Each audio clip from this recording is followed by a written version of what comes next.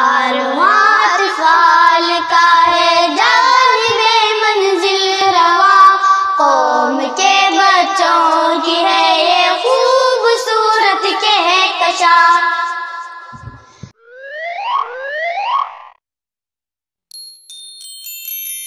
अस्सलामुअलैकुम वरहमतुल्लाहि वबरकातुहू। मेरा नाम यशरत कुबट्टे है। मैं अंजुमन नूर प्राइमरी स्कूल में दर्जा दुआम का तालिबे इल्म हूँ। इंशाअल्लाह मैं बड़ा होकर एरोनॉटिकल इंजीनियर बनूंगा। मुझे पेपर रॉकेट बनाने का बहुत शौक है। हमारे क्लास में जब बच्चों के दरमियान मुकाबला होता है तो मेरी पेपर रॉकेट काफ़ी दूर तक चली जाती है। इसलिए मैंने एरोनॉटिकल इंजीनियर बनने का अज़म किया है। वलक़द यस्सरनल कुरान लिज़्ज़िक्रि फ़हल मिन मुद्दक्किर, और बेशक हम कुरान याद करने के लिए आसान फरमा दिया है, तो है कोई याद करने वाला। सूरह कमर आयत नंबर 17।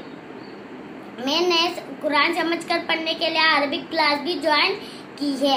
इंशाअल्लाह मैं कुरान मजीद हिफ्ज़ करना भी शुरू करूँगा।